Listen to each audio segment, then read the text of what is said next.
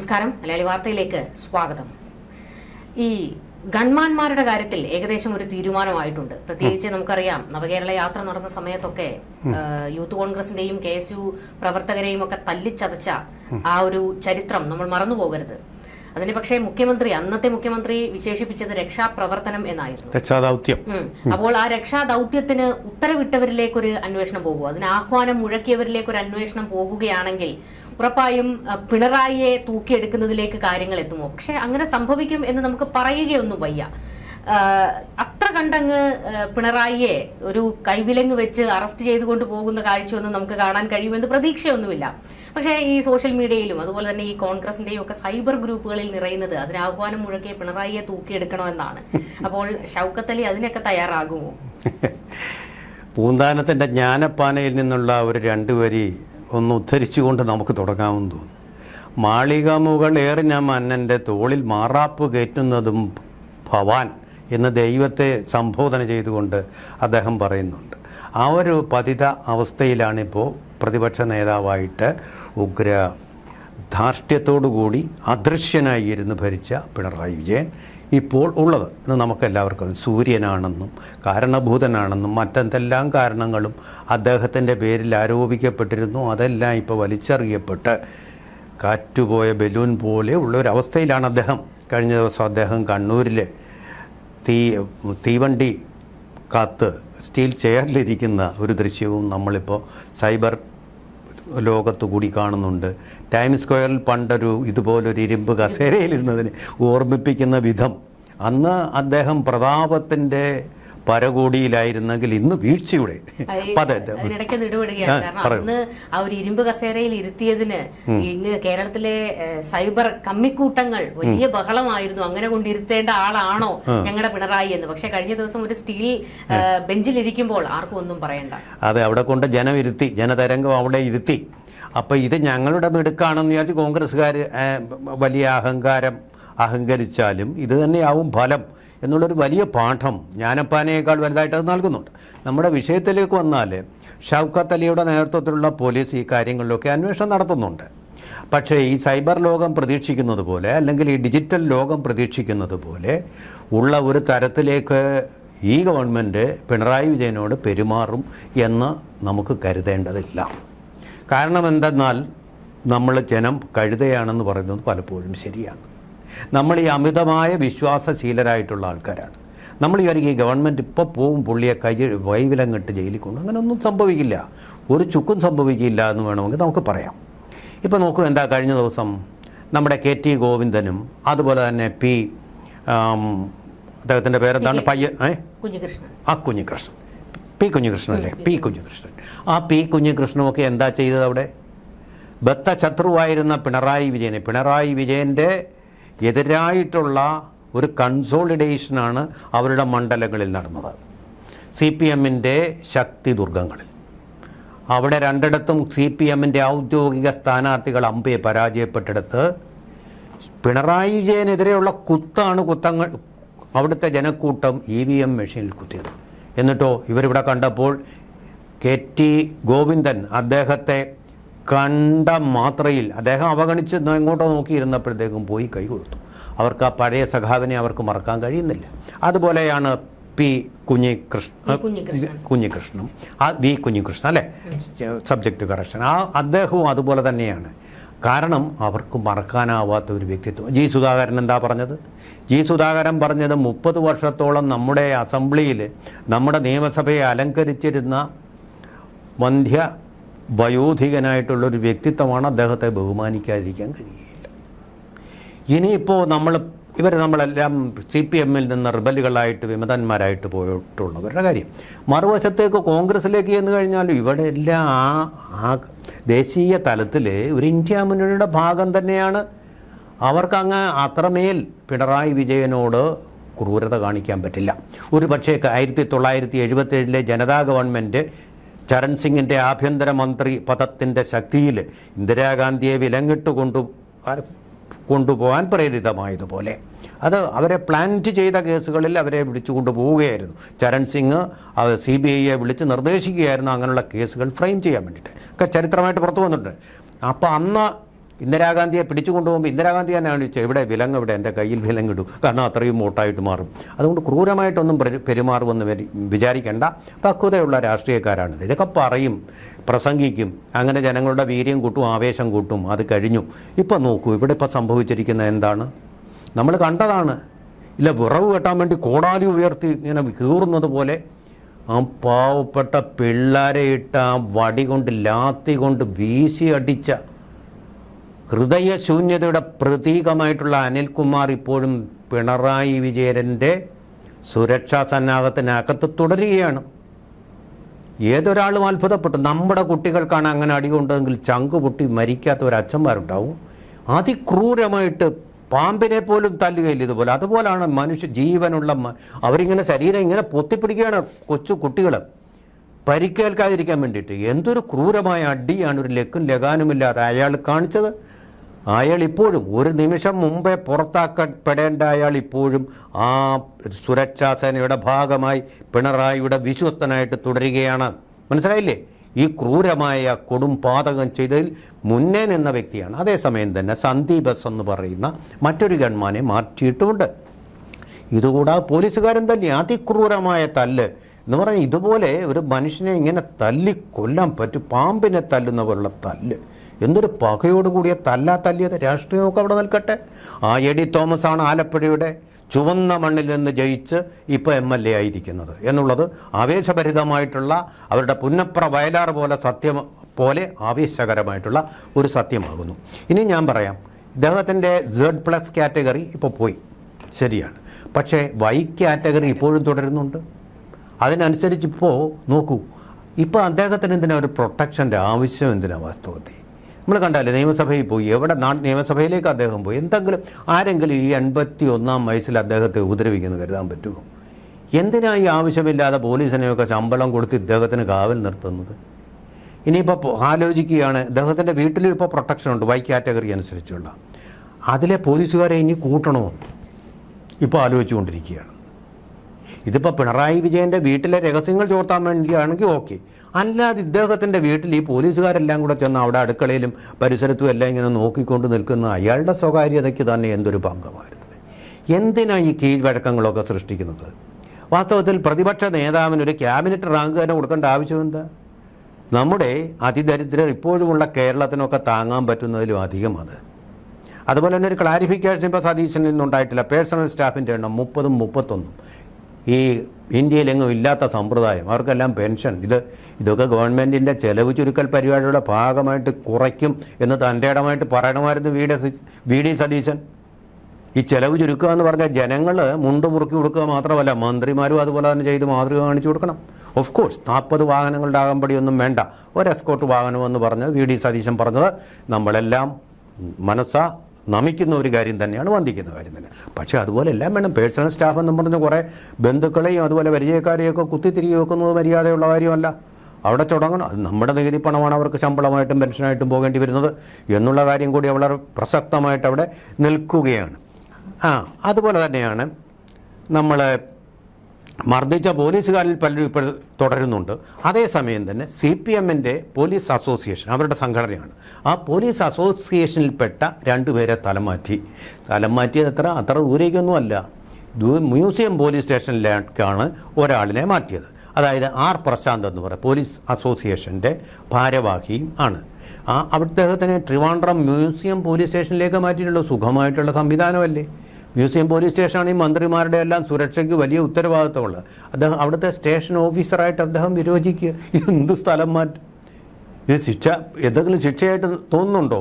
പ്രശോഭയ്ക്ക് തോന്നുന്നുണ്ടോ? ഒരു ശിക്ഷയുമല്ല. അത് സുഖമാണ് അവിടെ. മ്യൂസിയം, അവിടുത്തെ കാറ്റ്, അവിടുത്തെ പാർക്ക്, ഇതിൻ്റെ എല്ലാ സാമീപ്യവും ഉണ്ട്. അവിടെ ഏറ്റവും സുന്ദരമായ ഒരു പോലീസ് സ്റ്റേഷനായിട്ട് അങ്ങോട്ട് മാറ്റി അദ്ദേഹത്തിന് പ്രൊമോഷൻ കൊടുത്തതുപോലെ മറ്റൊരാളെ കൊച്ചി സ്പെഷ്യൽ ബ്രാഞ്ചിലേക്ക് മാറ്റിയിട്ടുണ്ട്. ഈ പ്രശാന്ത് എന്ന് പറയുന്നത് പോലീസിൻ്റെ ഇൻ്റലിജൻസിൽ നിന്നാണ് അദ്ദേഹത്തെ മാറ്റിയിരിക്കുന്നത്. ഈ രണ്ടാമത്തെ ആൾക്ക് കൊടുത്തിരിക്കുന്ന ഇൻ്റലിജൻസിലേക്കാണ്. അപ്പോൾ എന്തുതരം ശിക്ഷയായത്? ഇൻ്റലിജൻസ് എന്ന് മാറ്റുക എന്ന് പറയുന്നത് ശിക്ഷയാണെങ്കിൽ ഇത് ശിക്ഷ മ്യൂസിയം പോലീസ് സ്റ്റേഷൻ. പക്ഷേ മറ്റൊരാൾക്ക് കൊടുത്തിരിക്കുന്ന ശിക്ഷ ഇൻ്റലിജൻസിലേക്ക് കൊടുക്കുകയാണ്. അപ്പോൾ എന്താ ഇത്? അത് ബാലൻസ് ചെയ്യാൻ വേണ്ടി ഒന്നുമാണ്. എന്തൊരു മാറ്റങ്ങളൊക്കെ എനിക്ക് മനസ്സിലാവുന്നില്ല. DGPയോടെ പറഞ്ഞ് ജയിപ്പിച്ച കാര്യങ്ങളാണ്. അപ്പോൾ ഇത് ശിക്ഷയൊന്നും അല്ല. എന്നിട്ട് തന്നെ അവർ പ്രക്ഷോഭം, അത് രാഷ്ട്രീയപരമായ തീരുമാനമാണ്. ഇതൊക്കെ നമ്മളെ കബളിപ്പിക്കാൻ വേണ്ടിയുള്ള ചില പരിപാടികൾ മാത്രമാണെന്ന്. ആദ്യം തന്നെ മാറ്റേ അനിൽകുമാറിനെ ഈ ഞാൻ പറഞ്ഞ സുനന്ദനെയല്ലേ മാറ്റേണ്ടിയിരുന്നത്. എന്താ മാറ്റാൻ ഇത്ര മടിക്കുന്നത്? കണ്ടല്ലേ അവരുടെ വീട്ടുകാർക്ക് സഹിക്കുമോ ഇവരെ വെച്ചുകൊണ്ടിരിക്കുന്നത്? ഈ ആടി മുണ്ടും മടക്കി കുത്തിക്കൊണ്ടാണെന്ന് തോന്നുന്നു അടിക്കുന്ന ആടി. എന്തൊരു പത്തല് പൊച്ച് തല്ലുതുമുള്ള തല്ലല്. വിറവ് കയറാൻ നേരത്ത് കോടാലി മമ്മട്ടിയൊക്കെ, നിങ്ങളുടെ തലമുറയ്ക്ക് അത് നല്ല പരിചയം കാണത്തില്ല, ഒക്കെ വെച്ച് വീശി കീറുന്ന പോലെ കീറുകയാണ്, കൊല്ലാൻ വേണ്ടി ചെയ്യുന്ന പോലെ ചെയ്യുകയാണ്. ഒരു നിമിഷം അവൻ സർവീസിൽ ഈ ഗവൺമെൻറ്റിൻ്റെ ശമ്പളം പറ്റിക്കൊണ്ടിരിക്കാൻ പാടില്ലാത്തവനാണ്. അവനെയാണ് പിടിച്ചെടുത്തിരിക്കുന്നത്. അവൻ ഇപ്പോഴും തുടരുകയാണ് സുഖമായിട്ട്. SFI പിള്ളേരാണെങ്കിൽ അവനെ വളഞ്ഞിട്ട് ആക്രമിച്ച് അവൻ്റെ കഥ തീർത്ത് കൊടുത്തേനെ. KSUക്കാർക്ക് അതിനുള്ള ചുണയൊന്നുമില്ല. അവർ കാണിച്ച ചുണയാണ് ഈ അടി കൊള്ളുന്നതിൽ പരിണമിച്ചത്. അങ്ങനെയുള്ള കാര്യങ്ങളുള്ളപ്പോൾ ഇവിടെ നമ്മൾ ശ്രദ്ധിക്കേണ്ട ഒരു കാര്യം, NGO അസോസിയേഷനുമൊക്കെ ഇത് രാഷ്ട്രീയമായിട്ടുള്ള അത് പക വീട്ടിലാണ് എന്നൊക്കെ പറഞ്ഞിട്ടുണ്ട്. അവരുടെയും പല ആൾക്കാരെ ഇനി തുടരെ മാറ്റിക്കൊണ്ടിരിക്കും. പക്ഷേ സമയമെടുക്കും. കാരണം അതൊക്കെ നിയമം പാലിച്ച് ചെയ്യാൻ പറ്റുമെന്നുള്ളതുകൊണ്ട് ഞാൻ ചോദിക്കുന്നത്, ഈ ഗവൺമെൻറ്റിൻ്റെ പ്രധാനപ്പെട്ട ഒരു ഉപകരണമാണ് ഈ പോലീസ്. ഇവിടെ ഈ അസോസിയേഷൻ എന്ന് പറയുന്നത് പാടുള്ള കാര്യമാണ്. ഗവൺമെൻറ്റുകൾ മാറും, അവരുടെ രാഷ്ട്രീയത്തിൻ്റെ നിറം മാറുകയും ചെയ്യും. അതിനനുസരിച്ച് നിറം മാറാനുള്ള ഒരു സംവിധാനമാണ് പോലീസെങ്കിൽ ജനങ്ങൾക്ക് എങ്ങനെയാണ് നീതി കിട്ടുക? നിയമപാലകരാണ് ഇവർ. അപ്പോൾ കോൺഗ്രസിൻ്റെ ആണെങ്കിൽ ഞങ്ങളിങ്ങനെ ചെയ്യും, അപ്പുറത്ത് CPMൻ്റെ ആണെങ്കിൽ ഞങ്ങളിങ്ങനെ ചെയ്യും. CPMക്കാരെ വേട്ടയാടുകയില്ല, പകരം കോൺഗ്രസ്സുകാരെ വേട്ടയാടുമെന്നൊരു തീരുമാനത്തിലേക്ക് ഇവരെല്ലാം എത്തിക്കഴിഞ്ഞാൽ നമ്മൾ പൊതുജനത്തിൻ്റെ കാര്യം എന്തായിത്തീരും? പോലീസിന് രാഷ്ട്രീയം പാടില്ല. അതുപോലെയാണ് ബ്യൂറോക്രാറ്റ്സ് എന്ന് പറയുന്ന NGO അസോസിയേഷനും NGO യൂണിയനും പ്രമുഖ സംഘടനകളാണ്. അവർക്കൊന്നും ഈ രാഷ്ട്രീയത്തിൻ്റെ അഫിലിയേഷൻ പാടില്ല. സംഘടനകളാവാം, സർവീസ് സംഘടനകൾ. അതിൻ്റെ തലപ്പത്തേക്ക് പൊളിറ്റിക്സ് കൊണ്ടുവരിക എന്ന് പറഞ്ഞാൽ കോളേജിനകത്ത് സിൻഡിക്കേറ്റിലും സെനറ്റിലും രാഷ്ട്രീയം കൊണ്ടുവരുന്നത് പോലെ ഒരു അശ്ലീലമാണ്. അതാണിപ്പോൾ ഇവിടെ സംഭവിച്ചുകൊണ്ടിരിക്കുന്നത്, അല്ലേ? അല്ല എന്ന് പറയാൻ പറ്റുമോ പ്രശോഭയ്ക്ക്? ആ പോലീസിനെ രാഷ്ട്രീയവൽക്കരിക്കുക, ഉദ്യോഗസ്ഥരെ രാഷ്ട്രീയവൽക്കരിക്കുക. ഒരു ഗവൺമെൻറ് വരുമ്പോൾ അവരെയൊക്കെ പ്രൊമോട്ട് ചെയ്ത് വയ്ക്കുക, മറ്റൊരു ഗവൺമെൻറ് വരുമ്പോൾ അവരെ ഡിമോട്ട് ചെയ്തും വെക്കുന്ന സംവിധാനം പൊതുജന താല്പര്യത്തിന് പാടേ വിരുദ്ധമാണ്. അതല്ല good governance. It may be good politics, but it is not never good administration, never good governance. Good governance എന്ന് പറയുന്ന സത്ഭരണമാണ് ജനങ്ങൾ പ്രതീക്ഷിക്കുന്നത്. നിങ്ങളുടെ രാഷ്ട്രീയമല്ല, രാഷ്ട്രീയത്തിൻ്റെ അത് കഴിഞ്ഞു, തെരഞ്ഞെടുപ്പോട് കൂടി കഴിഞ്ഞു. ഇനി സൽഭരണമാണ് വേണ്ടത്. സൽഭരണത്തിൽ പോലും ശിക്ഷിക്കപ്പെടേണ്ടവർ ശിക്ഷിക്കപ്പെടണം. ജനങ്ങൾ എന്തുകൊണ്ടാണ് ഈ അനിൽകുമാറിനെയും അതുപോലെ സുനന്ദനെയും മാറ്റണമെന്ന് ആഗ്രഹിക്കുന്നത്? അവർ തെറ്റ് ചെയ്തവരായതുകൊണ്ട്, അവരുടെ രാഷ്ട്രീയം ഇന്നതായതുകൊണ്ടല്ല. അത് വളരെ വ്യക്തമാവണം. രാഷ്ട്രീയം കൊണ്ടല്ല മാറ്റപ്പെടേണ്ട, അവരുടെ നടപടികൾ കർമ്മം കൊണ്ട് ചെയ്ത പണി അതിൻ്റെ ബലത്തിലായിരിക്കണം അവരുടെ കാര്യങ്ങൾ തീരുമാനിക്കുന്ന ഒരു സംവിധാനം വരുമ്പോഴാണ് അതിനെ ഒരു സൽഭരണമെന്നും അല്ലെങ്കിൽ ഗുഡ് ഗവേണൻസും നമ്മൾ പറയേണ്ടി വരുന്നത്. അത്തരത്തിലൊന്നായിട്ട് മാറണം സംവിധാനങ്ങൾ. തീർച്ചയായിട്ടും അദ്ദേഹത്തിൻ്റെ വിമതപക്ഷത്തുള്ളവർ തന്നെ അദ്ദേഹത്തിന് കൈ കൊടുത്തത് മര്യാദയുടെ പേരിലുള്ള ഒരു നടപടി തന്നെയാണ്. പക്ഷേ അദ്ദേഹത്തിന് വീണ്ടും ഈ പ്രൊട്ടക്ഷൻ തുടരുകയും വീട്ടിനുള്ള പ്രൊട്ടക്ഷൻ തുടരുകയും അദ്ദേഹത്തിൻ്റെ പ്രിയപ്പെട്ട ഗൺമാനായിട്ടുള്ള അനിൽകുമാറിനെ തുടരാൻ അനുവദിക്കുകയും ചെയ്യുന്നത് ജനങ്ങളോട് കാണിക്കുന്ന അനീതിയും പിണറായി വിജയനോട് കാണിക്കുന്ന പ്രീതിയുമാണോ? അവിടെയാണ് ആ ഇക്വേഷൻ തെറ്റിപ്പോകുന്നത്. അത് ചെയ്യാൻ പാടില്ലാത്ത കാര്യമാണ്. ഇനി പറയുകയാണ്, ആഭ്യന്തര സുരക്ഷാ കമ്മിറ്റിയുടെ ഉപദേശമനുസരിച്ച് ഇനിയും സുരക്ഷ വേണമെങ്കിൽ ഞങ്ങൾ ഇനിയും കൂട്ടിക്കൊടുക്കുമെന്ന്. എന്ത് കാര്യത്തിന് ഇതൊക്കെ ചെയ്യുന്നത്? കേരളം എന്ന് പറഞ്ഞാൽ ലോ ആൻഡ് ഓർഡർ ആ കാര്യത്തിൽ വളരെ മികച്ചതാണ്. അങ്ങനൊന്നും ഒരു മുഖ്യമന്ത്രിയോ മന്ത്രിയോ MLA യോ MP യോ ജനങ്ങൾ അങ്ങനൊന്നും അതിനിടയ്ക്കൊന്നും ആരെങ്കിലും അറ്റാക്ക് ചെയ്ത ചരിത്രം തന്നെയില്ല കേരളത്തിലെ. ആകെയുള്ളത് ഉമ്മൻചാണ്ടിയുടെ തലയ്ക്ക് നേരെ എറിഞ്ഞ ഏറാണ്. പിണറായി വിജയന് നേരെ ഇന്നൊരു കല്ല് പോലും ചെന്നിട്ടില്ല. കരിങ്കൊടിയ ദൂരെ മാറി നിന്ന് പിടിച്ച കരിങ്കൊടികൾ കണ്ടുകൊണ്ടാണ് ഗവൺമാന്മാരോട് പോയി ചെയ്യടാ രക്ഷാദൗത്യം എന്ന് പറഞ്ഞത്. നമ്മളെല്ലാം കണ്ടതാണ്. എന്താ പറഞ്ഞു തന്നിട്ട് വണ്ടിയുടെ മുമ്പിലേക്ക് ചാടി. കൊച്ചു പിള്ളേരല്ലേ, അവർ മരിച്ചു പോകത്തില്ലോ എന്ന് വിചാരിച്ചാൽ അതിനാണ് ഇങ്ങനെ ഇട്ട് അറയുന്നത്, ചൂരൽ വടി വെച്ചിട്ട് അറയുന്നത്. അപ്പോൾ അവിടെയാണ് ശിക്ഷ വേണ്ടിടത്ത് ശിക്ഷ കൊടുക്കുന്നില്ല, രക്ഷ വേണ്ടാത്തിടത്ത് രക്ഷ കൊടുക്കുകയും ചെയ്തുകൊണ്ടിരിക്കുന്നു. അപ്പോൾ ജനം നൽകിയ മറുപടി ഇവർ ശരിയായ രീതിയിൽ ചെവിക്കൊള്ളുന്നില്ല എന്നുള്ളതാണ് എൻ്റെ ആ കാര്യത്തിലുള്ള ഒരു നിരീക്ഷണം. അപ്പം നാളെ എന്ത് തീരുമാനമാണ് എടുക്കുന്നത് അറിയുന്നില്ല. മൊത്തം പോലീസിൽ ഒരു ഓവർഹോൾ സംഭവിക്കും, അലകും പിടിയും മാറും, അഴിച്ചു പിഴഞ്ഞടക്കും എന്നുള്ളത്. ഇപ്പോൾ എന്താ സംഭവിക്കാൻ പോകുന്നത്? ഇവർക്ക് ഇഷ്ടമുള്ള ആൾക്കാരെ പകരം പ്രതീക്ഷിക്കും. അല്ല, നല്ല പോലീസുകാർ, കഴിവുള്ള പോലീസുകാരെന്നുള്ള നിലയിലല്ല കാര്യങ്ങൾ പോകുന്നത്. ഉദ്യോഗസ്ഥ രംഗത്തും അത് തന്നെയാണ്. ഞങ്ങളുടെ ആൾക്കാരെ പിടിച്ചിവിടെ വെക്കുന്നു. ഇപ്പോൾ തന്നെ നോക്കൂ, കിഫ്ബി അഴിമതിയുടെ കൂത്തരങ്ങാണെന്ന് പറഞ്ഞ് കിഫ്ബി പിരിച്ചുവിടുന്നില്ല. വീണ്ടും അഡ്ജസ്റ്റ്മെൻറ്റ് പൊളിറ്റിക്സിലേക്ക് പോവുക. KM എബ്രഹാം പണ്ടേ രാജിവെച്ച് പോയി, ഇനി അതിന് പകരം വേറൊരാളിനെ വയ്ക്കും. അങ്ങനെ പോയി കഴിഞ്ഞാൽ നിങ്ങൾക്ക് ജനങ്ങൾ എന്തു കാര്യത്തിന് വേണ്ടി വോട്ട് ചെയ്തോ അത് നിഷ്ഫലമായി പോയി, വിഫലമായി പോയി എന്നാണ് അതിനർത്ഥം വരിക. അല്ലേ? എന്ത് പറയുന്നു പ്രക്ഷോഭ ആ കാര്യത്തിൽ എന്ത് പറയുന്നു? അത് ഉറപ്പായിട്ടും നമ്മൾ ഒരു വിശ്വാസത്തിന്റെ പുറത്ത് വോട്ട് ചെയ്ത ആൾക്കാരാണ്, ഒരു മാറ്റം കൊണ്ടുവരാൻ വേണ്ടിയിട്ട് വോട്ട് ചെയ്ത ആൾക്കാരാണ്. അവരെ ആ ഒരു നിലപാടിൽ വെള്ളം ചേർക്കുന്നത് പോലെ ഒരു തോന്നലാണ് നമുക്ക് ഉണ്ടാകുന്നത്. കാരണം ഹൈക്കമാൻഡിനെ പോലും തിരുത്തിക്കൊണ്ടാണ് VD സതീശന് മുഖ്യമന്ത്രി കസേര ഇവിടുത്തെ ജനങ്ങൾ, അദ്ദേഹത്തെ വോട്ട് ചെയ്ത് ജയിപ്പിച്ച ജനങ്ങൾ കൊടുത്തത്. ഇതിൽ എനിക്കൊരു നീതികേടായിട്ട് തോന്നിയ ഒരു കാര്യം എന്താണെന്ന് വെച്ച് കഴിഞ്ഞാൽ, ഇപ്പോ ഈ പിള്ളേരെ തല്ലിച്ചതയ്ക്കുന്ന കാര്യം പറഞ്ഞു. മുൻപ് VD സതീശൻ, അതായത് തെരഞ്ഞെടുപ്പ് കഴിഞ്ഞതിന് ശേഷം അതിനുശേഷം VD സതീശൻ പറഞ്ഞ ഒരു പോയിന്റ് ഉണ്ട്. അതായത് ഞങ്ങളൊന്നും മറക്കില്ല. മുൻപത്തെ ഞങ്ങളുടെ ഭരണാധികാരികൾ ചിലതൊക്കെ മറന്നിട്ടുണ്ടാകാം, പക്ഷെ ഞങ്ങൾ ഒന്നും മറക്കാൻ പോകുന്നില്ല. ഞങ്ങളുടെ പിള്ളേരെ തെരുവിലിട്ട് തല്ലിച്ചതച്ച ഒരു ദൃശ്യമുണ്ട്, അത് ഞങ്ങൾക്ക് മറക്കാൻ കഴിയുന്നതല്ല. നമുക്ക് മറക്കാൻ കഴിയുന്നില്ല. അപ്പോ അത് മറന്നാൽ ഞാൻ ആ പിള്ളേരെ മറന്നുപോയി എന്നതിന് തുല്യമാണ് എന്നുള്ളൊരു സ്റ്റേറ്റ്മെന്റ് പറഞ്ഞിട്ടുണ്ട്. ആ സ്റ്റേറ്റ്മെന്റിനോട് VD സതീശൻ നീതി പുലർത്തുന്നുണ്ടെങ്കിൽ എത്രയും പെട്ടെന്ന് അവരെ സർവീസിൽ നിന്ന് പിരിച്ചുവിടുക എന്നുള്ളതാണ്. ഒരു വലിയ അന്വേഷണത്തിലേക്ക് പോകേണ്ടതുണ്ടോ എന്ന് ചോദിച്ചു കഴിഞ്ഞാൽ നമുക്കറിയാം, ശരിയാണ്, അതിലൊരു അന്വേഷണം നടത്തിയിട്ടേ തുടർ നടപടികൾ പാടുള്ളൂ. പക്ഷേ ഇവിടെ കൃത്യമായ ഒരു ദൃശ്യമുണ്ട് പുറത്തു വന്നത്. ആ ക്യാമറമാൻ, അതായത് ജയ്ഹിന്ദിന്റെ ഒരു ക്യാമറമാനാണ്, ജോജു എന്നാണ് തോന്നുന്നത്, അദ്ദേഹമാണ് ആ ദൃശ്യം പകർത്തുന്നത്, ഈ യൂത്ത് കോൺഗ്രസ്സുകാരെ തല്ലിച്ചതയ്ക്കുന്നതിന്റെ. ആ ദൃശ്യം പകർത്തിയതിന്റെ പേരിൽ കഴിഞ്ഞ ദിവസങ്ങളിൽ അദ്ദേഹത്തിന് നേരെ ഭീഷണി ഉണ്ടായി. ഈ ഭീഷണി പോയിരിക്കുന്നത് ഈ പോലീസ് സംവിധാനങ്ങളിൽ നിന്നാണ്. അതായത് പുറത്തൊക്കെ ഇറങ്ങി നടക്കേണ്ട ആളല്ലേ, പാണ്ടിലോറിയൊക്കെ പാഞ്ഞു വരുന്നതല്ലേ, പോലീസുകാരിൽ നിന്ന് ഭീഷണി പോകുകയാണ്. അപ്പോൾ ഇവിടുത്തെ ഒരു സംവിധാനം എവിടെ എത്തി നിൽക്കുന്നു എന്നുള്ളതാണ്. ഈ പറയുന്നത് പോലെ തന്നെ പോലീസിലെ ഒരു കൂട്ടം CPM ക്രിമിനലുകൾ, ഞാൻ എല്ലായ്പ്പോഴും പോലീസ് സംവിധാനത്തിനെ പറയുമ്പോൾ അതിലെ ഒരു CPM ഒരു ക്രിമിനൽ വൽക്കരണം ഉണ്ടായിരുന്നു. തന്നെ സമ്മതിച്ചിട്ടുള്ള കാര്യമാണ്. അപ്പോൾ ആ ഒരു ക്രിമിനൽ സംവിധാനത്തെ പൊളിച്ചെഴുതണം. ഇവിടെ ഇപ്പോൾ UDFന്റെ ഭരണമാണെങ്കിൽ ഇവിടെ പോലീസിൽ ഒരു UDF ക്രിമിനൽ സംവിധാനം ഉണ്ടാകാൻ പാടില്ല.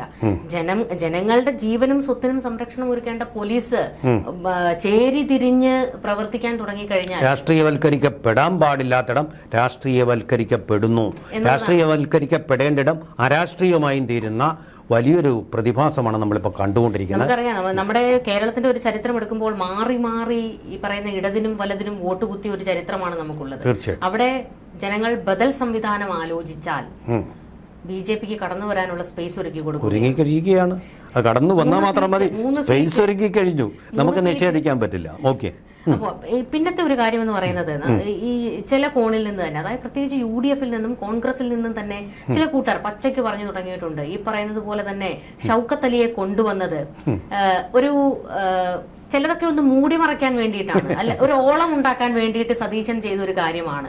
അല്ലാതെ ഇതിലൊരു നീതിയുക്തമായ ഒന്നും ഉണ്ടാകാൻ ഹേമചന്ദ്രനെ കൊണ്ടുവന്നു അങ്ങനെ തന്നെയാണ്, അല്ലേ, ഉപദേഷ്ടാവായിട്ട്. പക്ഷെ നമ്മൾ പിന്നെ ഒന്ന് പ്രക്ഷോഭം മറ്റൊരു കാര്യം നമ്മൾ ഓർക്കേണ്ടത്, ഇതിനിടയ്ക്ക് നമ്മുടെ രമേശ് ചെന്നിത്തല ഒരു കാര്യം പറഞ്ഞിട്ടുണ്ട്, അത് വളരെ എനിക്ക് ഇഷ്ടപ്പെട്ടു. ലോകായുക്ത, ഈ ലോകായുക്തയ്ക്ക് പല്ലുണ്ടായിരുന്നെങ്കിൽ പണ്ട് തന്നെ പിണറായി വിജയൻ പുറത്തായി, അല്ലേ? കടക്കൂ പുറത്തൊന്ന് ലോകായുക്ത പറഞ്ഞതിന് ഈ ജനങ്ങൾ പറഞ്ഞത് മുമ്പേ തന്നെ ലോകായുക്ത പറയേണ്ടതാണ്. ആ സമയത്താണ് അതിൽ വെള്ളം ചേർത്തത്, അതാണ്. അപ്പൊ ആ ഒരു കാര്യം അദ്ദേഹം പറഞ്ഞിട്ട് ഇതുവരെ പ്രവൃത്തിപഥത്തിലാക്കിയിട്ടില്ല. അത് വേണം, പക്ഷെ ഇവരും നടപ്പാക്കുമെന്ന് സംശയം. കാരണം ഈ ലോകായുക്ത ശക്തിയായി കഴിഞ്ഞാൽ ഭീഷണി ഉണ്ടാവുക മുഖ്യമന്ത്രി പദത്തിനും കൂടാണ്. അപ്പൊ അത് വലിയൊരു പ്രശ്നം. അതും നമ്മൾ ജാഗ്രതയോടെ ജനങ്ങളും ജേർണലിസ്റ്റുകളും. ഇവിടെ ഈ പറയുന്ന ഒരു പോയിന്റിലേക്ക് വരികയാണെങ്കിൽ, നമ്മൾ പറഞ്ഞു VD സതീശൻ പിണറായി വിജയനെ അങ്ങ് കൽത്തുറുങ്കിൽ അടയ്ക്കുമെന്നൊന്നും നമുക്ക് ഒരു കാലത്തും കരുതാൻ കഴിയില്ല. കാരണം അവിടെയാണ് നമ്മൾ ഈ പറയുന്ന ചില കൈകൊടുക്കലുകൾ നമ്മൾ കാണേണ്ടത്. Exactly, that's the word. കൈകൊടുക്കലുകൾ അവിടെ അസംബ്ലിയിൽ ചെയ്യേണ്ടത് തന്നെയാണ്. പക്ഷെ രാഷ്ട്രീയത്തിലും നിങ്ങളുടെ കർമ്മപഥത്തിലും ഇത്തരം കൈകൊടുക്കലുകൾ എന്ന് പറയുന്ന അഡ്ജസ്റ്റ്മെന്റുകൾ നടന്നാൽ കാരണം എന്താണെന്നറിയാമോ, ഈ കഴിഞ്ഞ ദിവസങ്ങളിലൊക്കെ ചർച്ച വന്നൊരു കാര്യമുണ്ട്. കാരണം ഈ UDF സർക്കാർ അധികാരത്തിൽ വരുന്നു, VD സതീശൻ മുഖ്യമന്ത്രിയാകുന്നു, അതുകൊണ്ട് പിണറായിക്ക് ഒരു ചുക്കും സംഭവിക്കാൻ പോകുന്നില്ല. കാരണം കുഞ്ഞാലിക്കുട്ടി പിണറായി വിജയന്റെ ഏറ്റവും അടുത്ത ആളാണ്, ഒന്നും ചെയ്യാൻ പോകുന്നില്ല. VD സതീശൻ പ്രതിപക്ഷ നേതാവായിരുന്ന സമയത്ത് പോലും എനിക്ക് തോന്നുന്നു ഈ രാഹുൽ മാങ്കൂട്ടത്തിൽ വിമർശിച്ചതിന്റെ 10-1 പോലും VD സതീശൻ പിണറായി വിജയന് നേരെ എന്ത് വിമർശിച്ചെന്ന ഇയാൾ അസംബ്ലിയിലൊക്കെ ശക്തനായിട്ടുള്ള പ്രതിപക്ഷ നേതാവ് ഇരുന്നിട്ടില്ല. അദ്ദേഹം ഭരണപക്ഷത്തിന്റെ ആളിനെ പോലെയാണ് പെരുമാറിയിരുന്നത് വാസ്തവത്തിൽ.